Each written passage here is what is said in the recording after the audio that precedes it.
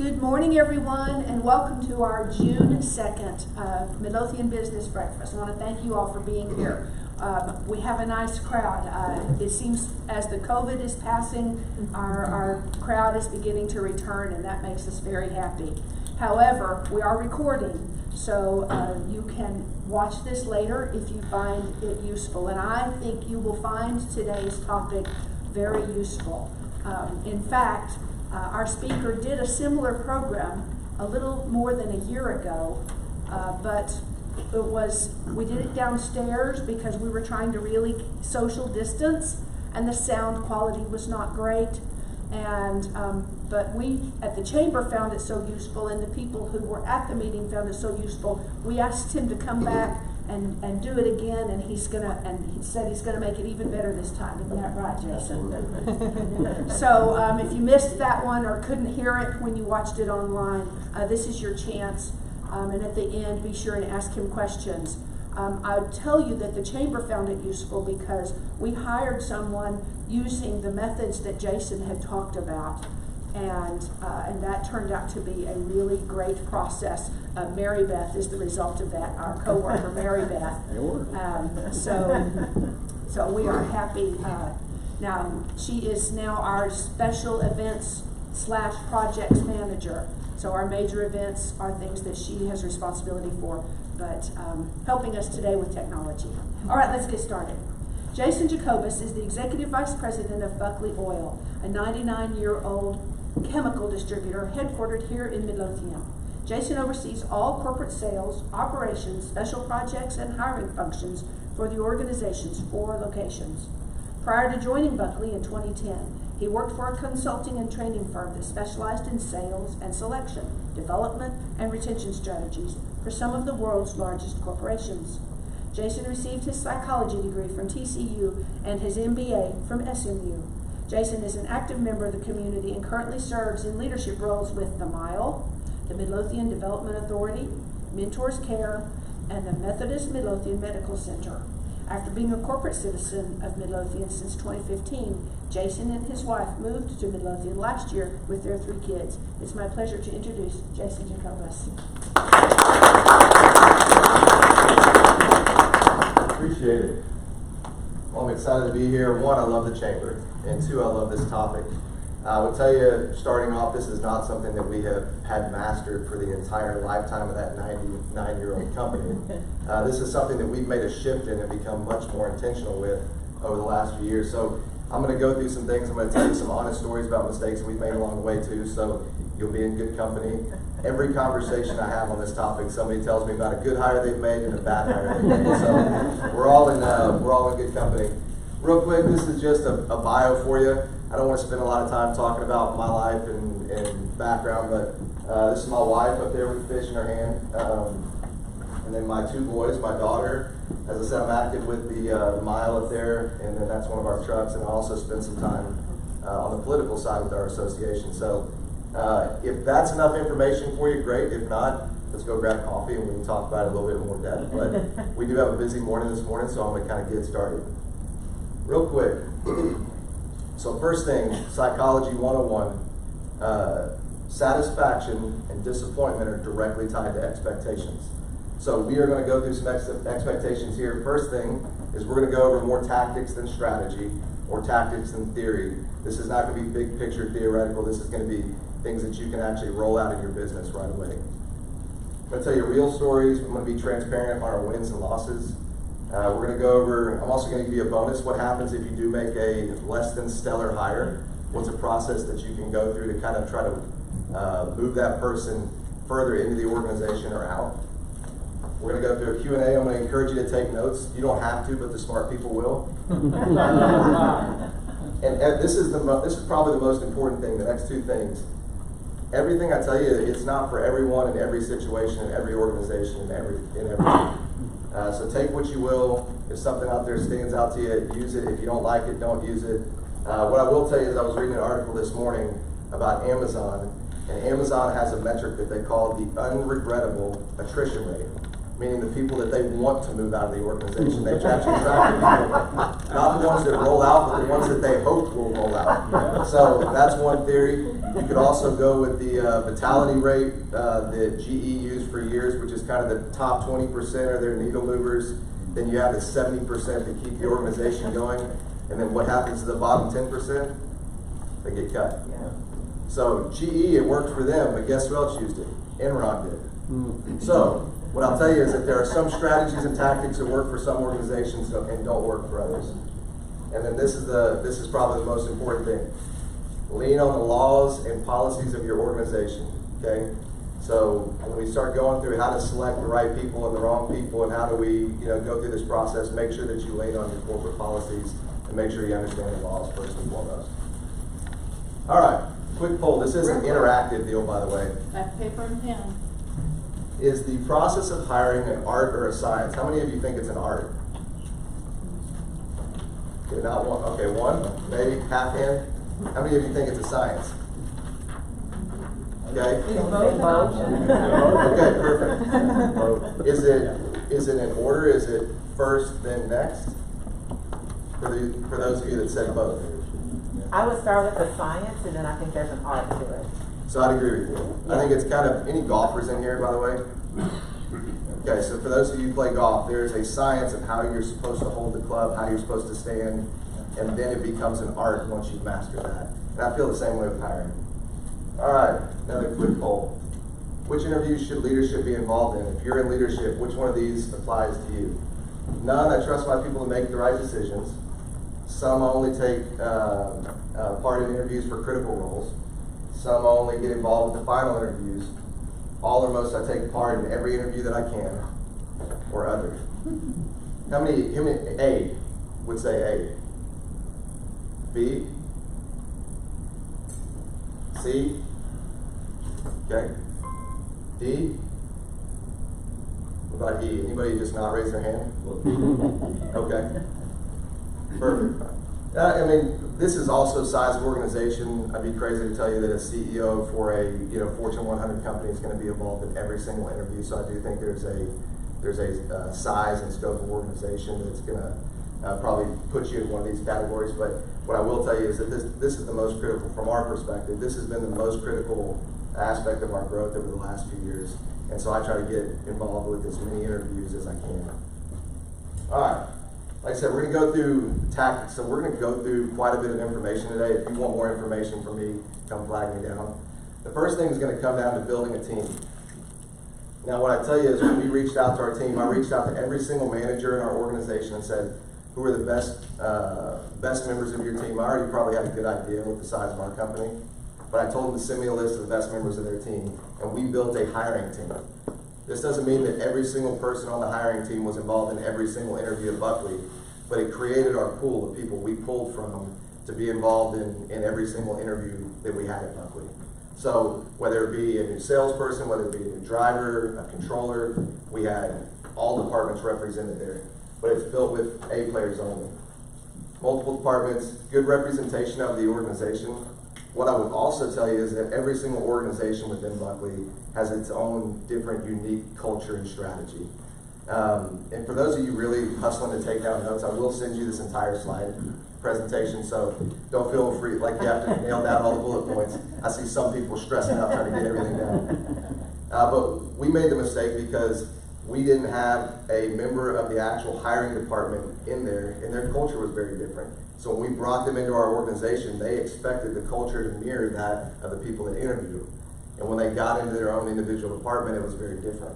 And so that was one of the mistakes we made. So I stress that you need to have a good representation of the organization and the actual department. And then I think there's an optimal number of people. You don't want to have 39 people in the interview process, and I don't think you want to have 2. I think you want to have somewhere in that 5 to 6 range is what we found to be a reasonable number of people. You don't want others to feel like they're sitting at the other end of a firing squad of 20 people in a horseshoe-shaped table. And so I'd suggest somewhere between that 5 to 7 range involved in the interview process. So that's the first one. We're going to build a team. Then we're going to define the culture. Here's where we start getting into the meat. And I know I talked to Laura. This is where your process really started. And so, first thing, once you've defined your team, ask for the top 5. And what I'd encourage you, the top 5 are core skills, core competencies that work for anyone regardless of where they sit in the organization, regardless of department. What are those top 5 things that you feel it takes to be successful in your organization? And what I tell you is when you build that team, that's the best polling place, because they know what it's taken them to be successful in your organization. So have them list out their top 5, and then you as the leader compile that list and try to narrow it down to the top 7. Okay? So if some of the words sound similar, you don't have to have an exhaustive list of 50 things, but if you understand what they're getting at, try to compile a list of top 7, and then have them score them. 5 being the most critical, 4 the second most critical, all the way down to 1. Once you get that, you will define your big 4. So essentially the top 4 scores within that list of items. And those items could be anything. Here's just a list that came out from ours. So continuous learning, teamwork, empathetic outlook, resiliency, self-starting. These were some of the ones that came out from our poll. But come up with your top 4, and then we will circle back to this top 4 in here in just a second. But I think this is a great place to start once you've established your team. Evaluate what they demonstrated. And real quick, to kind of take a step back, so our organization had a very different culture several years ago. If you knew Buckley 10 years ago, we looked very different. We were old facilities, old trucks, old way of doing things. We just had a very antiquated way of operating. And we had a very poor culture. We had huge attrition. Every talented person we had come to the organization rolled out in 90 days, 120 days. I would tell you that we didn't, the level of professionalism wasn't there. And I had just started going back to grad school, and one of my professors was the chief people officer for Southwest Airlines, which they've done a pretty good job managing a culture. And so I was telling him about the challenges we had, and that we just couldn't seem to keep people, talented people would come in and they would leave immediately. And he said, walk me through your hiring process. And so when we started going through that, that's when the intentionality started really to build within this practice. And this is one of the things that came from it. This is one of the things that they did that we've been rolling out for the last, 6 or 7 years. And so when I was talking with the Chases earlier, we were talking about millennials are very different. And the fact that millennials have gone through more interviewing classes than you could possibly imagine. Most of these universities are teaching them how to interview. It's almost like a minor in interviewing. And so a lot of these questions, these canned questions that you hear in interviews, they have answered these questions 100 times. And so they're coming in, when you ask them, hey, what are your 3 greatest weaknesses or what are your 3 greatest strengths? They know that answer before they ever set foot in your interview. And so what we try to do is we try to rip them out of their comfort zone and ask them questions they can't prepare for, put them in situations they can't prepare for. So, questions like, are you detail-oriented? Well, of course I am. I'm the most detail-oriented person I know. We give them a detail-oriented task. We actually want to see them go through the process. Are you comfortable on the phone? Well, guess what? We're going to conduct several interviews over the phone. Are you proficient in coordinating multiple activities and tasks? This is one of my favorite things we have rolled out in the last few years. Some people don't like it. We love it. We ask them to coordinate their own interviews. Here are the 3 people that are going to interview you. Reach out to them. Here's their email. Here's their phone. Coordinate whatever works for them. We want to see, are you going to reach out to them? How do your emails look?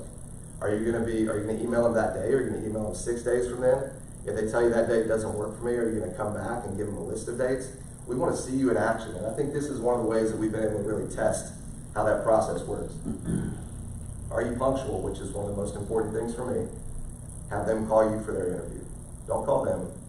Hey, our interview's at 2:30 because they set it up, and see if they call you at 2:30. How did you prepare for this interview? We want to make notes of the questions and statements that they've had throughout the interview that suggest that they've done their research. Do they make reference to your website? Do they make reference to your competitors or to your products, services, years in business? We'll make note of those things.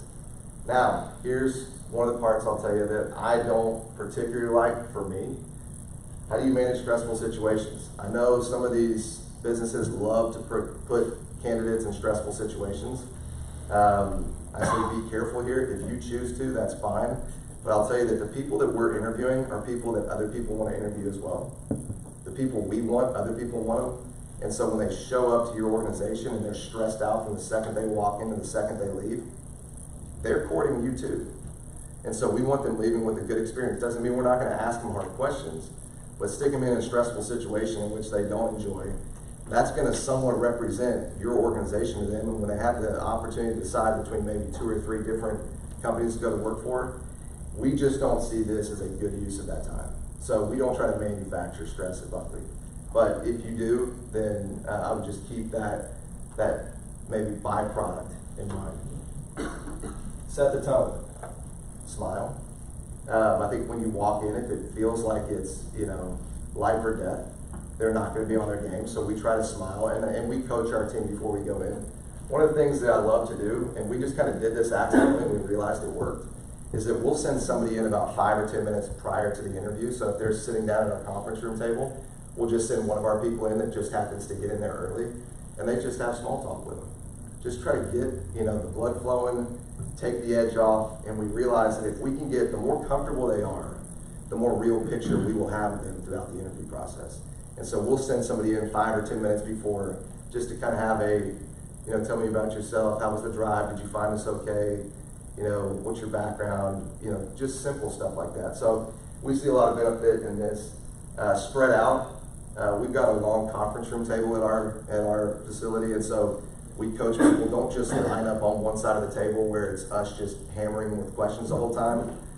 Plus, the benefit is if you have somebody that sits next to them, then as they turn to answer that person throughout the interview, we can see body language, we can, it's just greater for, it's better for observation of just behavior and body language throughout it. So I'd encourage you to spread out and kind of put yourself on their side of the table as well. And then we tell them it's a conversation, not an interview. And we try to conduct ourselves in a way. So the questions are not reading off of the sheet, sounding like they've been, written down and shared. We just try to have a conversation with them. So we have our interview questions. We try to back it off as far as that formality and just take the edge off a little bit. And we start off with a softball, which is a softball to some, not a softball for others. Our standard, if you ever interview at Buckley, here is your free gift here. This will be your first interview question. Tell me what you know about Buckley. Again, softball for the right people. It's a very stressful start to the wrong people. Because our opinion is, if you haven't at least taken a look at our website, one of my professors in undergrad used to tell me that you shouldn't ask a single question in an interview that you could get from the homepage of the website. And really, in my opinion, it's probably multiple pages deep. So if you don't know anything about Buckley, a lot of people will say, well, you guys drill for oil. No, we don't drill for oil. We're a chemical company. So it's a very simple question for most. It's a way to get the juices flowing a little bit. But to some, it's also a point in time where they realize they probably should have spent a little bit of time before the interview. Target the culture. This is probably one of our favorite adjustments. So this 4-circle Venn diagram, I don't know if you can kind of see the circles back there. We actually map this out. So each one of our interviewers has this image on a sheet of paper. And we actually have lines that are drawn from the inside to the outside of the circles with a scale from 0 to 10. And so every question we ask, this was our top 4. Integrity, work ethic, being a team player, and then a desire and competency to learn. So when we polled our A players for our organization, these were the big 4 that came out of it. And so when asking questions, we either target the function of the role. So do you have the ability to do the job itself? Or do you match the culture that our A players believe you have to be successful here? And so instead of asking, do you feel like you have high integrity, which I would assume most people would answer yes, we'll ask, tell me about a time where you've had to choose between being loyal and being honest. That's a big question. That's a powerful question. And just in my opinion, people at Enron were loyal. So to me, our loyalty goes in lockstep with somebody's honesty. And so that's a big question. That can be a turning point in an interview. We talked about work ethic. Tell me about a time where you realized you had more in the tank, where you had the ability to work harder than you previously thought possible. So that's a good work ethic question. When we talk about team victories, I'm looking for I and we language, which I'll go through here in a second. But tell me about some of your most noteworthy team victories. This can be work, this can be sports, this can be band, whatever it is. But walk me through it. I want to see what role did you play? What role did others play? Is there a lot of I language? Well, I did this and I led this and I was here and I did that. Or is it, we accomplished this as a team, we found we had the ability to do this, we stuck with it? So that's another good question.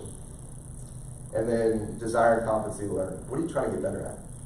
And again, these are the formal written questions, but I'll just ask them, what's something you want to get better at? This can be at home, this can be at work, this can be, health-wise, and what's your plan for it? Walk me through your plan for getting better in that topic. I'm a big believer the worst interview questions are the ones that have absolutely no point. And again, I know some people like to ask, how many golf balls can you fit in a 747, or why are manhole covers round, or these real kind of wild questions, which there is a reason for why manhole covers are round. Again, millennial, I studied it, and I know the answer to it. Somebody asked. It's because that's the only circle, or that's the only shape that can't fall in on itself. So you can't finagle a manhole cover and it fall in on the person that's in the manhole. So there you go, another interview. But asking questions that don't target this or the function of the job, to me, just don't make sense. That's just my personal opinion. But again, that goes back to some people enjoy kind of putting them in stressful situations. And if for some reason you're in a business where you fill 747s with golf balls and you want to know how they would go through it, then fine, ask the question. But in the amount of time you have, I don't see a lot of value in asking questions that don't aim to the culture that you're trying to create or to the function of the job. Go 3D. So, this was the first question we talked about. Tell me about a time when you had to choose between being honest and being loyal. Part of the meat is there. The true meat is in the secondary and tertiary question that come from it. So, do you ever have second thoughts about the decision you made there? And is there a time in which you think that the other option is better or makes good sense? So to me, the real meat is going into the depth of that question. And so we try to go 3 deep on almost every question we ask. We want to know, even if this is a good answer, we want to know more about why they came to that answer. So again, I would try to go 3 deep on these questions. Ask why. Walk me through your thinking on that. Walk me through, you mentioned that you made a mistake in this area of your team victory. How did you address that? Have you improved on it since then? So I like the second and third question. To me, that's where you gain the most mileage with your candidates. Veto power. This is, again, legal. You got to make sure your team, before you grant them veto power, you have to grant them some information letting them know what they have the right and legal right to do when it comes to a candidate. But everybody who sits there and interviews a candidate at our company, anybody who interacts with a candidate at our company has veto power, has the ability to say, I don't think that person's going to be a good fit here. It doesn't matter if they're my favorite candidate and we have somebody who's an executive assistant in our interview process. If they, for whatever reason, picked up on a red flag that I did not see, they have veto power. This has only happened a couple times at Buckley, but each time it happened, we realized that the person that threw up the red flag and said, I don't feel like this is a good fit, they picked up on a red flag that multiple people at our table saw. And so we grant everybody who's involved with the interview process. That can be somebody, our receptionist that sits at the front desk. If the interaction with them, they pick up on something that doesn't seem like it's representative of Buckley, they can let us know that candidate's likely not going to be a good fit here. Again, make sure of HR guidelines and laws, company policies on this. They can't make these decisions based on reasons that are against the law. So again, I stress this before you grant veto power. Like I said, it's rare but helpful. We had somebody that had gotten in a verbal argument on the phone in front of our receptionist talking about a past employer, and just the way they discussed the past employer made our receptionist feel that this person was not probably going to represent us well. And so we addressed it in the interview and ultimately decided not to go that route. So again, this is something that, and what it also does, really probably the biggest impact is it empowers the people that are sitting at the table to realize, for them to realize that they have the ability to influence and have a say so in who comes to work for Buckley. The power of no. This is probably the thing that took me the longest to learn, but it's probably had the biggest impact on our business. Who you say no to in your organization is more important than who you say yes to. So you can hire an A player, you can hire an extremely talented group of salespeople, but if you hire one person who comes in that doesn't understand the culture, they can destroy an organization. we realized in doing exit interviews with a lot of those people that came into our organization and then left, that they left because of the behaviors of one of our upper level managers who believed that the best way to get his point across was to yell and scream and slam his mouse down, and we realized that that one person was causing the attrition of some of our more talented candidates. And so when we recognize that saying no to that person is extremely important to the organization, that will carry a lot more weight than anybody you ever say yes to. You're not looking for the best fit, you are looking for the right fit. And here's where I'm going to push against your comfort zone a little bit. A lot of times we get 15 candidates, and the goal is to figure out which of the 15 is the best candidate for your organization. If you get to the end of 15 and none of them are a good fit, none of them are the right fit, it doesn't matter who the best of the 15 are. It matters who the right one is. And sometimes you have to go through another 15 and another 15 and another 15 to figure out who the best candidate or who the right candidate is for your organization. It's not simply who comes out of, who's the best option of the people you interview. And so we have gone through processes where we have started the job description all over again, posted out on Indeed, or sent an email out to all of our boards. And so we've started the process over 2 or 3 times if we don't feel like we ultimately get the right candidate for our organization. And again, it goes back to that, the importance of saying no to the right person. Ways to improve your chances, and this is what we found ourselves in, that limit our ability to go with the best candidate or the right candidate, is that we were pressed for time. So you've got to get somebody hired, you have a function that needs to get filled. One of the ways to address that is cross-training. So you've got people in the organization that can pick up the slack of that role for a period of time to make sure that you get the right candidate on board. And so cross-training is extremely important. It can buy you time to interview and hire the right people.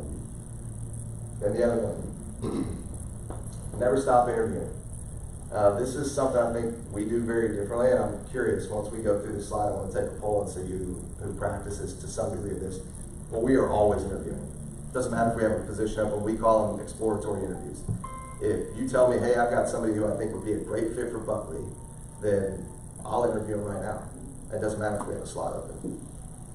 We always ask for referrals, and this is a general statement to all of you. If you ever think that somebody would be a good fit for our organization, let me know. I'd love to meet them.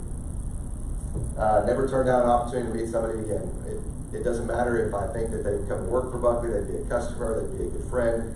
If you feel that somebody would better my life or that I might better theirs, introduce them to me. I'll make time for that. My life has been, I've been blessed in more ways than one of the people that I've met through random introductions and meetings like this. I don't see any negative with carving out 30 minutes to meet somebody that you think I should meet, or that they would bring value to me, or vice versa. Be honest from the beginning. Hey, we don't have an opening, but somebody recommended you, and I just want to get to know you. It's a process. I'll tell you Quinn. So Quinn is our new sales manager at Buckley. I met Quinn when I was introduced to Quinn by his now mother-in-law, who works the front desk of our dentist office. She told me the same thing. Hey, my soon-to-be son-in-law is an amazing guy. I think you should meet him. I think he'd be great for Buckley. And so I reached out to him just out of respect to his now mother-in-law, and connected with him on the phone. We didn't have an opening. Quinn and I grabbed breakfast every month for 9 months, and then we finally had an opening.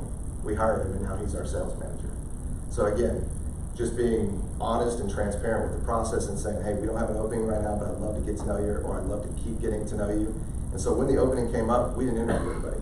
I called Quinn and I said, hey man, you want to come and work with us? And so he came and worked with Buckley without ever interviewing, because I interviewed him for 9 months. So again, just a little bit of background on Quinn's story. And then set the floor. So this is an actual book. I would encourage you to read it. So you can make all the right steps in the hiring process and do everything perfectly, but if you allow cancerous people to remain in your organization, your hiring efforts are worthless. So you have to address the people within the organization that the people you're ultimately seeking don't want to be around. And so as a millennial, I love this bottom quote, because I think people think millennials want different things than we actually want. It's not about sleeping pods or foosball tables or kale salads or whatever it is. We want to work with people that show up to work, they want to hustle, they want to be engaged, they're honest, they've got integrity. That's what we want to work. That's why we'll stay in the organization. It's not because we have massage chairs and blankets and music. So this is, I think it's a great quote. It's a great book, by the way, Powerful by Patty McCord. Definitely a good culture book to check out. All right, since we're running out of time, I want to give you what happens when it's not working. What happens when you miss something, you didn't see a red flag, or didn't pick up on something you should. Everybody who within our organization who is not doing what they should be doing, they go through a 3-step process. This, to me, and we tell them, it's a 3-step process. We're going to go through it. Everybody knows what it is. Do they know what to do? That's expectations. That's my responsibility. Are they not doing the job they're supposed to be doing because they haven't been told, or they're not clear on what that job is? That's on me. Can they do it? Do they have the training or resources to be able to do it? Again, that's on me. The last one is, will they do it? That's on you. That's the discipline or the work ethic or the desire. So we take them through these steps. First one, I'll take care of. Second one, I'll take care of. Third one, if we're at that point, unfortunately, doesn't mean we don't love you, but you can't work here. So this is our 3-step process we take anybody through that comes to work for Buckley. And the last thing I'll leave you with is what we call the Buckley Box, which is this sign behind us and Congressman Wright. This is our management style. Is if you stay in the box, you have complete freedom and autonomy to make decisions you want to make. If you get outside that box, we will either force you back in or we will force you out of the organization. And essentially that box is you have to follow our SOPs. We are in the chemical business, so we have to follow a process that's safe. You have to have integrity. You have to adhere to the culture that we expect, and you have to have a strong work ethic. If you do those things, you have freedom to make judgment calls. You have freedom to do a lot of things within our organization. If you get outside that box, we will lean on you to the point that you either correct behaviors and come back in the box, or ultimately decide to move on to a different organization. So, I know we flew through a bunch of information today. That was about 3 or 4 hours of information crammed into 30 minutes or 25 minutes. But the good news is you got my information. If you want to circle up, dive deeper into any of those topics, or just get to know us or anything that we can help you out with, please let me know. But any questions before? Yes.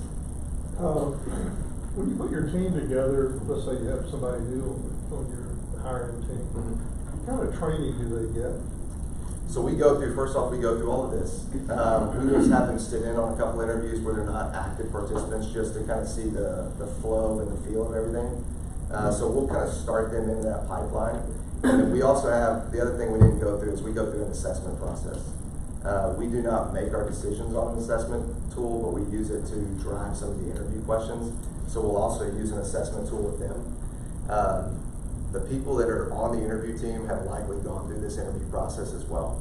And so we'll have a sit-down conversation with them. We're blessed in that our organization is small enough that we can kind of have a little bit more intimate discussions over what this process looks like. So it's not that formal, other than going through this series of steps and this series of questions and what we will and won't do. So I would tell you it's something of an informal process. Do they get any kind of employee law training?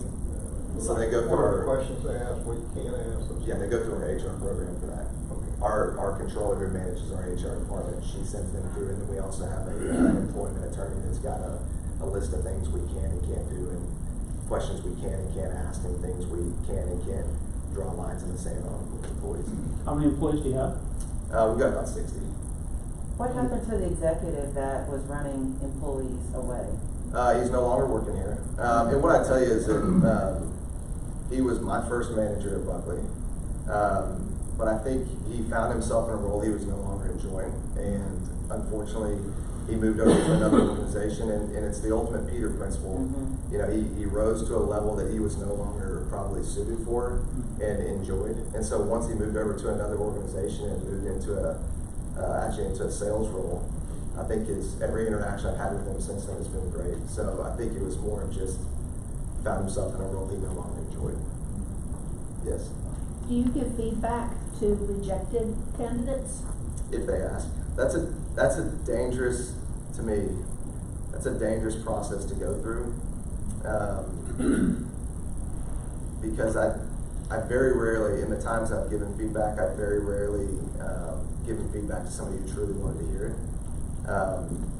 I think typically it's an opportunity for a rebuttal, but I didn't mean to say that, but you know, I meant this, or if they can somehow eliminate that reason for you, or hey, no, I promise I'll work hard. Now you're kind of caught in a weird situation. So for me, I don't see a ton of value in it. I will let them do it offline. Hey, if you have any questions, or if they say, hey, can you give me some feedback? Well, do me a favor, send me an email. We'll carve out some time, and I'll give you some individual feedback. Very rarely will I have somebody that'll actually call or set up an appointment. So that's just, I'm not saying that's the right way. I have yet to find somebody who truly wanted feedback. Yeah, but if you told somebody, you know, you were a little curt with the receptionist when you came in. No, that's a judgment call. It is a judgment call. And she might have given the veto because. Yeah. So I've never told somebody that somebody vetoed them ever, and will not. I tell them it's a team decision. We make everything, all these decisions as a team. So I wouldn't probably tip my hand to that. I said I know a lot of people that do give feedback, and I think it's an important part of the process for them. To me, I will typically offer up feedback if I feel like somebody is really talented, but maybe just inexperienced. They weren't experienced enough, but they would be a great candidate. I'll go to them and say, hey, you did a great job. I would encourage you to stay active on our job boards and make sure if you see another role that you think would be a good fit for you, please interview again. So we have 2 or 3 people at Buckley that did not get hired the first time. They got hired the second time in a different role. How many hires a year? Not enough right now, and that's kind of the downside, is that I think that a certain degree of attrition is important to inject new ideas in the organization. And outside of our drivers, which the driver situation is very challenging right now for anybody that's moving product from point A to point B. Outside of our drivers, I don't know the last time we've made, we've had a couple growth hires, so maybe 3 hires this last year due to growth, but none due to attrition. Unregrettable attrition or not. One more question, last question. Go ahead. Yes. How important is pay rate when it comes to hiring the right individual? Depends on generation.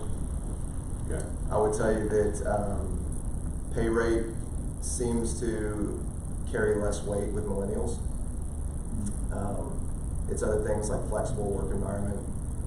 So I think it's also understanding that. I will tell you this, those that I have attracted to Buckley with a pay rate, somebody else has attracted away from Buckley. So if that's the reason they're coming, that's also the reason they leave. So that's from my experience. You've got to be competitive, but I very rarely will try to buy an employee. So. Thank you, Jason. Thank you for your service to the community. You noticed in his introduction he serves on 4 boards, especially those of you who graduated from leadership. Yep, that's why we train you, and that's why we do that. 4 boards, thank you. And thank you for Buckley's contribution to the community too. You guys are a good corporate citizen. We appreciate that. So, my name is Dave Arnott. I teach at Dallas Baptist University. The 3 members who make up this committee are Laura, who we met earlier, and my friend David Devaney, who teaches at Tarleton. Our next meeting, The next meeting is the first Wednesday in July 7th. We are looking for what you want to hear, so tell the 3 of us after the meeting today. What do you want to hear? This was really good, Jason. That's fantastic stuff. I've heard this in my life many, many times, but I've learned a lot today. So those are the kinds of topics. See us after the meeting today to tell us what do you want for July 7th, and we'll see you then. Bye. Bye.